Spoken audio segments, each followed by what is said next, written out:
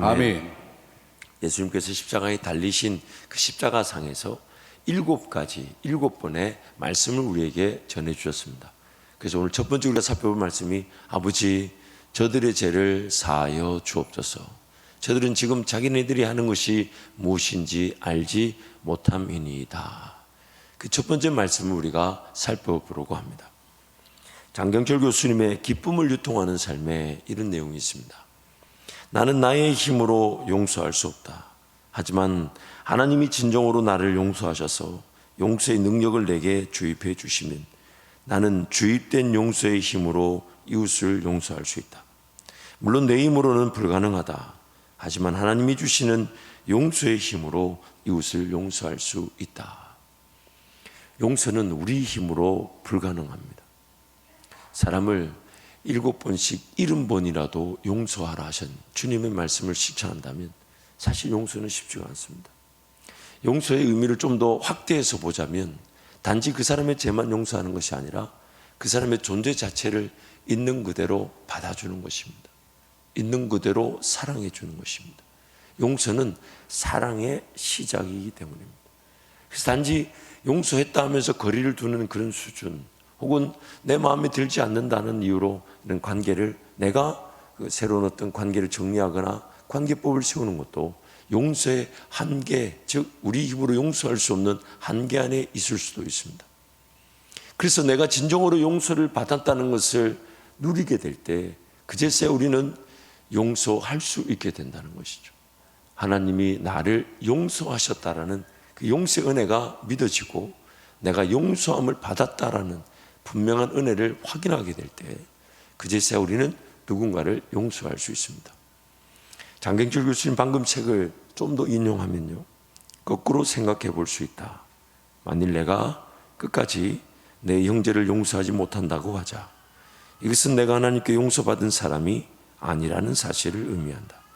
만약에 내가 형제 자매를 용서하지 못하는 사람이라면 나는 하나님의 용서를 유통하는 사람이 아니다.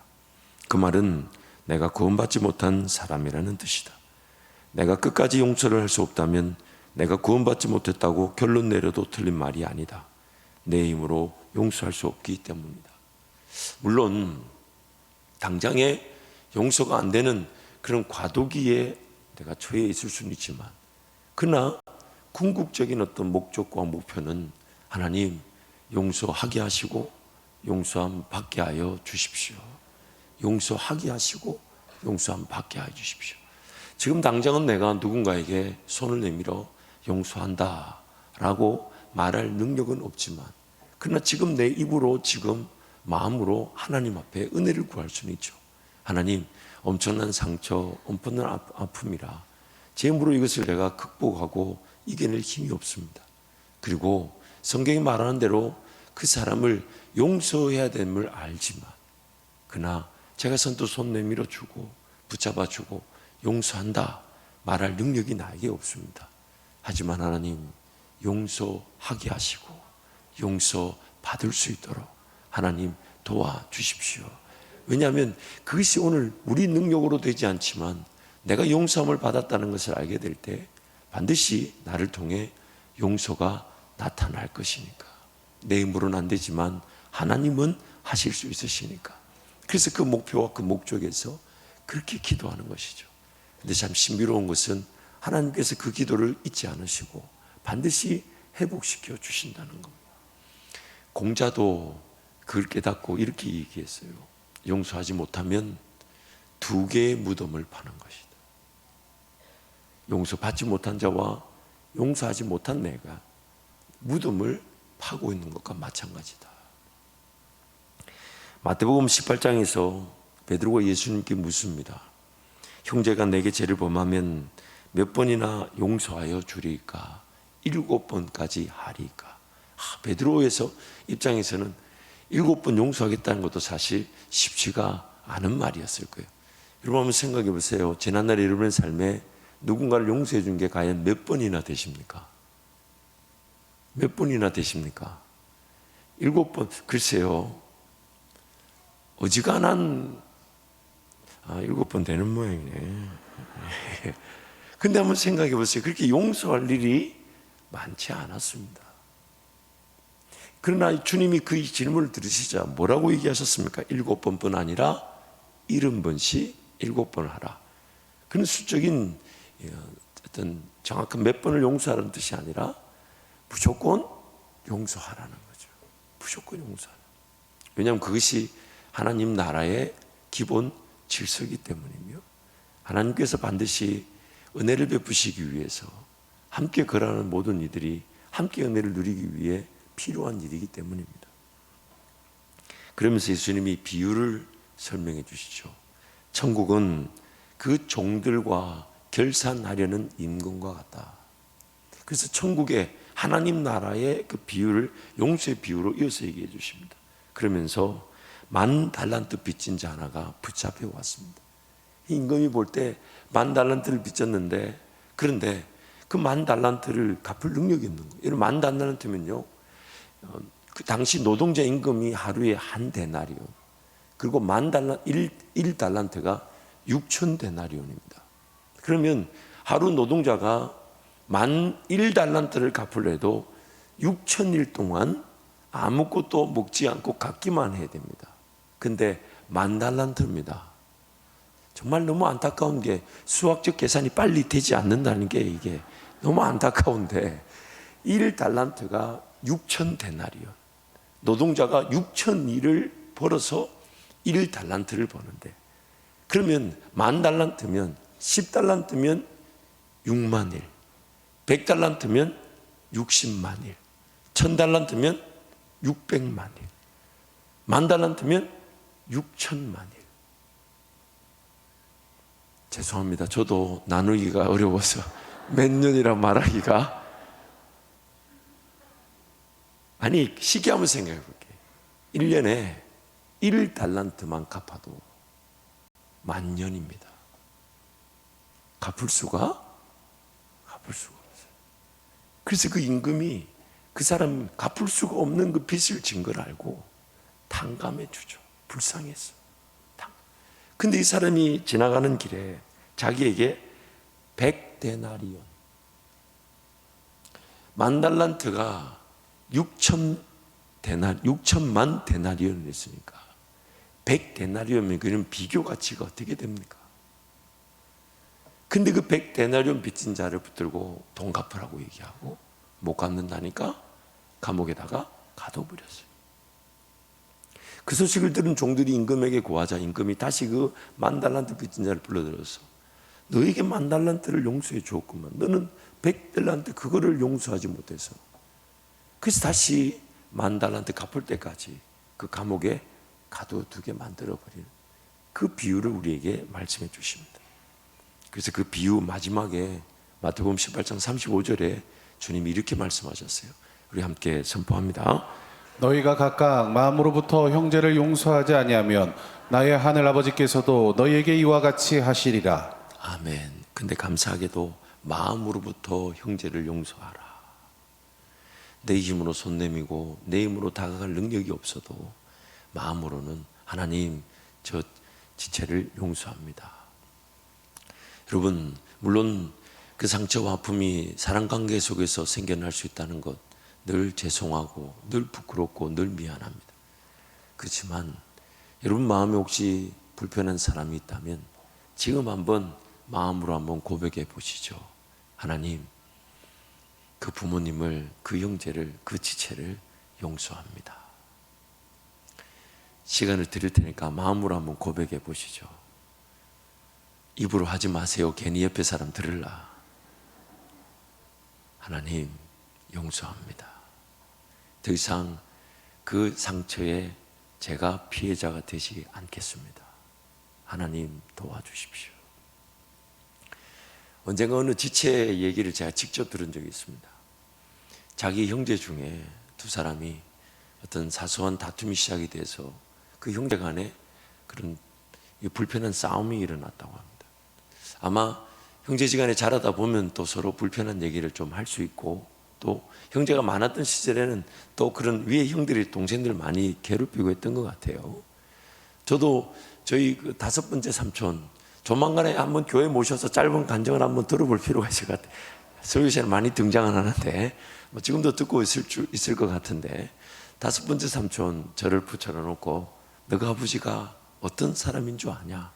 참고로 그 아버지는 옆에 앉아 계십니다. 옆에 그 앉아 계신데, 너가 아버지, 나의 둘째 형님은 어떤 분이냐? 밥에 식탁이 펼쳐져 있는데 늦게 오면 늦게 온다고 두들겨 패고, 일찍 오면 형보다 먼저 앉았다고 두들겨 패고, 많이 먹으면 이 새끼 뭐 하는 짓이냐고 두들겨 패고, 작게 먹으면 밥맛 떨어진다고 두들겨 패고, 그랬던 사람이 세상의 목사다. 이렇게 이제 얘기했던 그 다섯 번째 삼촌. 늘 술은 전도사 목사 조카가 따라줘야 맛있다 했던 그 삼촌이 술을 다 끊고 지금 새벽 기도를 빠지지 않으며, 이제 새벽 기도를 나오니까 요즘 최근에 보니까 그 둘째 목사 형님과 같이 성묘도 가고 식사도 하는 거 보면 아마 용서가 된 것 같아요.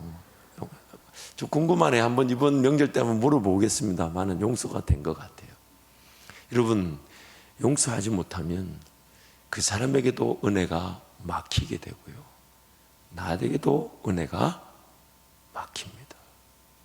내가 받을 은혜가 막힙니다. 그래서 장경철 박사님 내용을 좀 더 소개할게요. 용서는 그리스도의 삶에서 매우 중요한 주제이다. 용서가 나와 상대방의 관계 문제를 나와 하나님과의 관계 문제로 이끌어가기 때문이다. 내가 상대방의 관계 때문에 용서를 못하는 것이 아니다. 나와 우리 구주 예수 그리스도와의 관계가 해결되지 못했기 때문에 용서가 안 되는 것이다.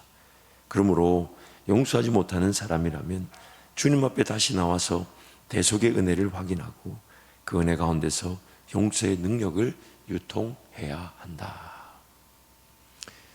우리는 주님께 갚을 수 없는 죄를 지은 죄인들이었습니다. 마치 10,000달란트를 빚진 종과 같았습니다. 그러나 주님은 그것을 다 용서해 주셨죠.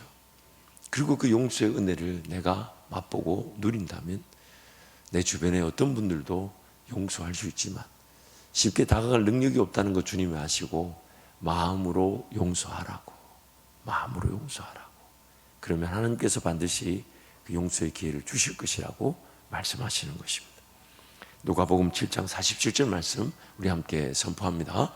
이러므로 내가 내게 말하노니 그의 많은 죄가 사하여졌도다. 이는 그의 사랑함이 많음이라. 사함을 받은 일이 적은 자는 적게 사랑하느니라. 그러므로 내가 누군가를 용서할 수 있다는 것은 예수님의 사랑을 입은 만큼 용서한다는 것이죠.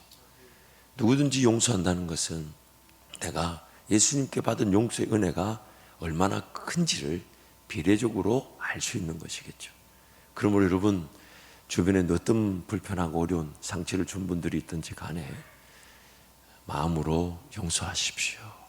하나님께서 반드시 도우실 것이고 반드시 위로해 주실 것이며, 그 어떤 것보다 내가 받을 그 은혜가 막혀지지 않도록 그 은혜의 물고가 열려지게 하실 것입니다.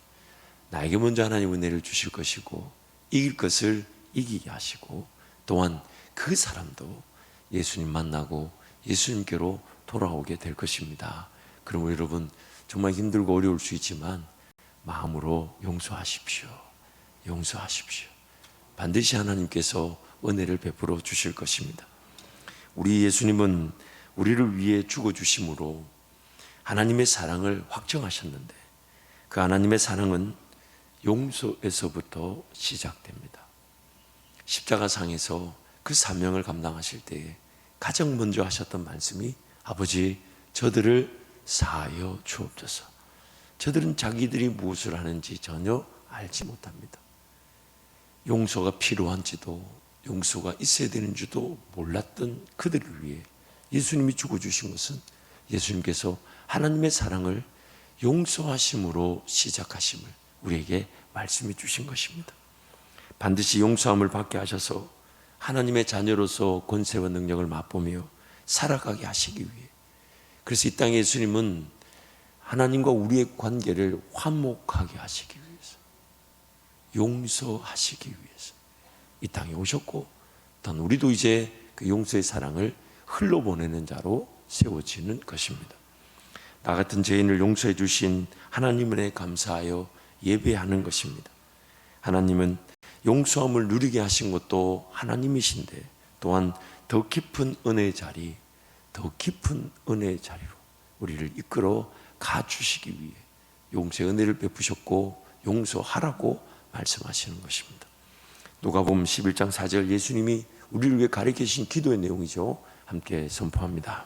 우리가 우리에게 죄 지은 모든 사람을 용서하오니 우리 죄도 사하여 주시옵고 우리를 시험에 들게 하지 마시옵소서 하라. 그래서인지 예수님께 십자가에 제일 먼저 하신 말씀, 우리 본문 34절 말씀을 한 번 더 선포합니다. 이에 예수께서 이르시되 아버지 저들을 사하여 주옵소서 자기들이 하는 것을 알지 못하나이다 하시더라. 그들이 그의 옷을 나눠 제비 뽑을세. 우리 주님의 모든 관심은 자기 백성들인 저와 여러분이 우리의 죄에서 용서함을 받는 것, 용서함을 받는 것. 그것을 위해 예수님은 자신의 모든 것을 거셨고 십자가의 죽임까지 당하셨습니다. 엄청난 십자가 고통과 고난을 용서받아야 될 우리를 위해 참아내신 겁니다. 십자가의 그 아픔도 십자가의 고통도 지금 못 박혀 달려 계신데 도대체 누가 누구를 걱정해야 되는 걸까요? 도대체 누가 누구를 위해 줘야 되는 걸까요? 근데 우리 예수님은 지금 그 십자가의 고통보다 더 큰 고통을 보고 계셨던 거예요. 하나님께로부터 용서함을 받지 못하고 하나님께로부터 용서함을 누리지 못한 그 자기 백성들의 아픔을 더 크게 느끼셨던 거예요.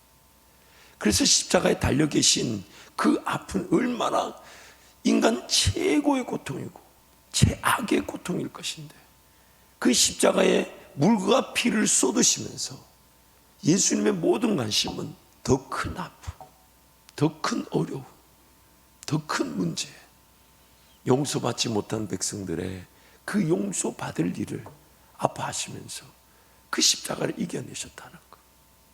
우리 삶에도 이런 은혜가 있을 것입니다. 지금 내 삶이 힘들지만, 내 삶이 어렵지만 만약 내가 누군가를 용서할 수 있다면 그 용서는 지금 내 힘든 건 내 어려움을 넉넉히 이겨내게 할 하나님의 은혜의 기회가 될 것입니다. 은혜의 기회가 될 것입니다. 내가 예수님이 십자가에 달려 계신데도 더 아파하셨던 것이 용서받지 못한 자기 백성들을 향한 탄식이셨다면 이제 용서를 받은 저와 여러분이 누군가를 용서하고 누군가를 품어주고 누군가를 있는 모습 그대로 사랑해 줄 수 있다면 우리도 인생의 어떤 문제, 어려움, 그 아픈 고통도 넉넉히 이겨낼 수 있을 것입니다. 넉넉히 이겨낼 수 있을 것입니다.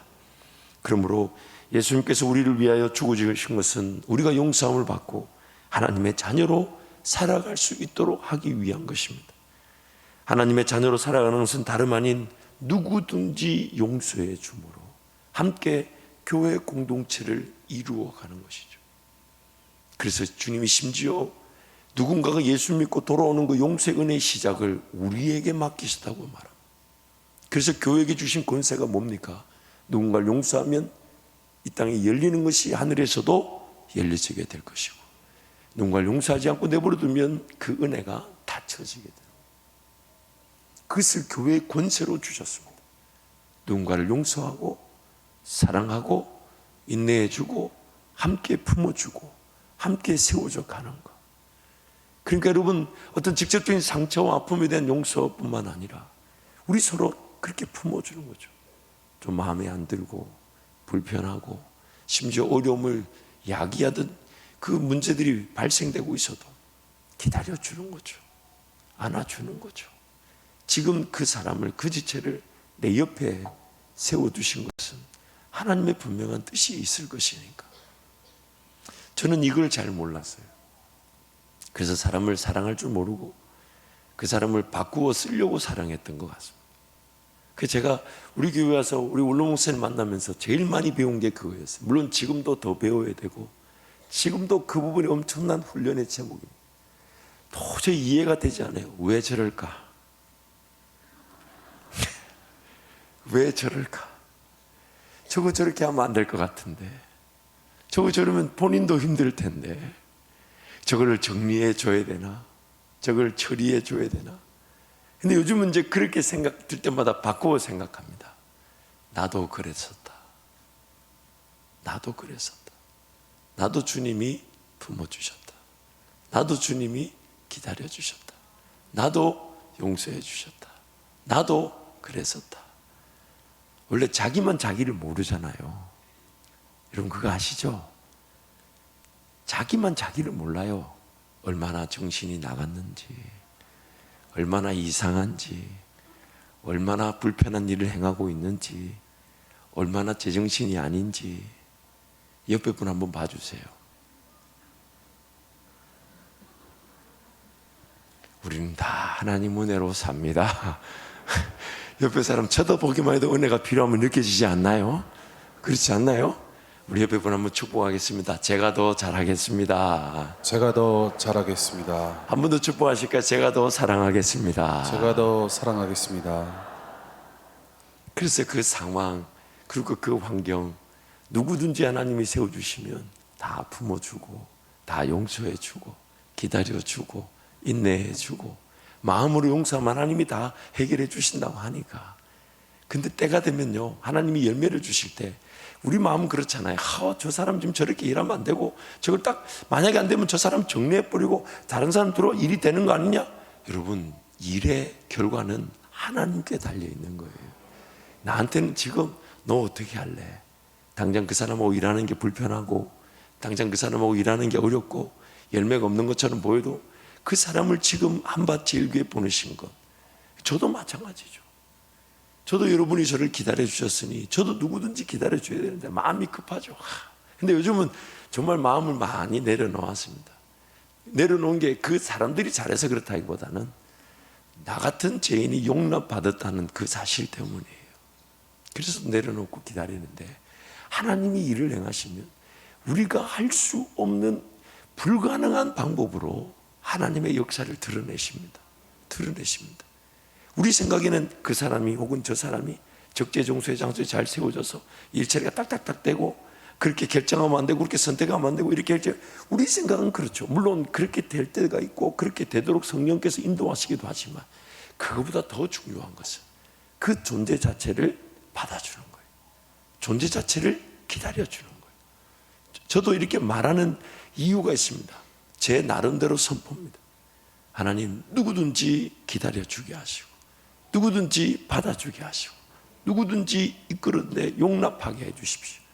왜냐하면 그것이 마치 시험처럼 잘 통과하게 되면 주님은 주님의 방식대로 교회 부흥을 일으키시고 선교의 역사를 드러내시고 그 하나님의 영광 받으실 열매들을 나타내시더라고요. 내가 할 수 있는 것의 결과를 예측하는 것으로 저는 하나님의 일이 가장 많이 제한받는다고 생각합니다. 내가 이렇게 저 사람하고 아니 혹은 그 사람하고 이렇게 일해야 일이 된다라는 그 결과 예측이 우리가 생각하는 하나님 나라의 가장 대표적인 제약입니다. 항상 하나님의 관심은 그 모든 계획과 그 과정과 또한 그 결과는 하나님께 맡겨놓고 지금 하나님이 이것을 원한다면 거기에 순종하면 돼요. 거기에 순종하면 하나님 때가 되시면 은혜의 포문이 열려지게 하셔서 은혜의 강물이 폭포수처럼 부어지게 하실 것을 우리는 그것을 믿고 따르는 것이죠. 여전히 여러분 저도 저를 위해서 기도 많이 해주십시오. 아직도 배워야 할 부분이 많습니다. 말은 이렇게 하면서 얼마나 그 사람을 들었다 놨다 하는지 몰라요. 그러니 우리 큰딸 사라가 일찍 미국으로 공부하러 간 거는 저 때문이에요. 같이 있었으면 그걸 붙잡고 얼마나 들었다 놨다 했을지 모릅니다. 또 그 나름 아버지를 닮아 머리가 괜찮아요. 지금 웃을 포인트가 아니에요. 그러니 저 욕심이 얼마나 난무했겠습니까? 얼마나 사라를 그리고 저를 괴롭혔겠습니까? 아마 중간에 있을 제 아내는 엄청난 고난의 길을 걸었을 겁니다. 근데 그거를 제가 처음에 모르고 이 어린 거를 중학교 2학년짜리를 보내야 되나 말아야 되나 벌벌 떨었는데 보내고 이제 이만큼 시간이 지나고 보니까 그래서 하나님이 요괴벳에게 갈대 상자에다 못에 담아 띄우라 하셨구나. 그걸 알겠더라고요. 그만큼 우리는 내 욕심에 하나님의 일 자체를 그렇게 가두어 둘 때가 많아요. 그런데 여러분 그 모든 것들도 성령의 인도하심에 따라 나타날 수 있지만, 정리될 수 있지만, 제일 우선순위는 단 한 명도 잃어버리는 것이 아닙니다. 단 한 명도 잃어버리지 않고 지켜내는 것. 그것이 오늘 우리 교회 공동체가 반드시 해야 될 일이며, 예수님이 십자가상에서 제일 먼저 하신 말씀입니다. 그러므로 오늘 그 용서의 은혜가 우리 모든 성도에게 누려지기를 축복합니다. 말씀을 정리하겠습니다. 용서는 반드시 필요합니다. 하나님의 용서를 받지 못한다면 우리는 지옥 심판을 피할 수가 없습니다. 하나님의 용서함을 받아야만이 하나님과 동행할 수 있고, 또 하나님의 자녀로서 그 능력과 권세를 맛볼 수가 있습니다. 내가 하나님의 용서함을 받았다는 것은 반드시 다른 어떤 누군가를 용서할 기회를 가지게 되고, 용서할 수 있는 은혜를 누리게 된다는 것입니다. 내 힘으로 할 수 없는 것이 가능하게 되는 것은 하나님께서 나를 용서해 주셔서 용서함을 입은 내가 용서의 능력을 받아 누군가를 용서할 수 있게 되는 것이니까, 여러분, 예수 그리스도 그분의 은혜를 사모하면서 더 나 같은 죄인을 용서해 주신 그 은혜를 누리시기를 축복합니다. 누군가를 용서해 줄 수 있다면 우리는 어떤 고통이나 고난도 참아낼 수 있습니다. 다 용납해 주고, 다 져주고, 다 포기하고, 다 희생할 수 있는 것도 나 같은 죄인을 그렇게 다 포기하고 희생하고 져주고 품어주신 예수님 때문이니까, 우리가 이제 예수님이 날 용서해 주셨던 그 용서의 은혜를 회복하고, 그리고 누구든지 용서하게 될 때 우리 교회 공동체는 단 한 명도 잃어버리지 않고 예수님 앞에서 함께 성장하게 될 것입니다. 그러니까 여러분, 우리 하나님의 은혜를, 용서의 은혜를 사모하시고 지금 당장에 마음으로 용서하십시오. 마음으로 용서하십시오. 찾아갈 용기도 없고 다가설 용기도 없고 손 내밀 용기 없는 거 모르시지 않아요. 그러나 주님이 그렇게 얘기하셨어요. 마음으로 용서하면, 마음으로 용서하면 반드시 그 용서의 은혜가 누려지게 하신다 하셨으니까, 그 용서의 은혜가 회복되어지는, 예수님과의 뜨거운 사랑이 회복되어지는 복된 시간이 되시기를 축복합니다. 이 시간 한번 동성으로 같이 기도하겠습니다. 먼저 동성으로 기도할 때, 하나님, 용서하겠습니다.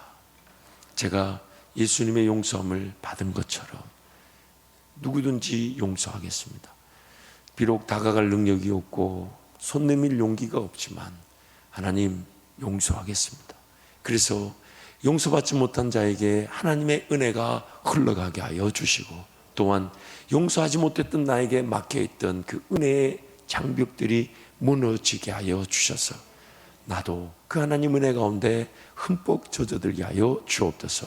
이 시간 한번 동성으로 기도하겠습니다. 하나님 아버지, 이 시간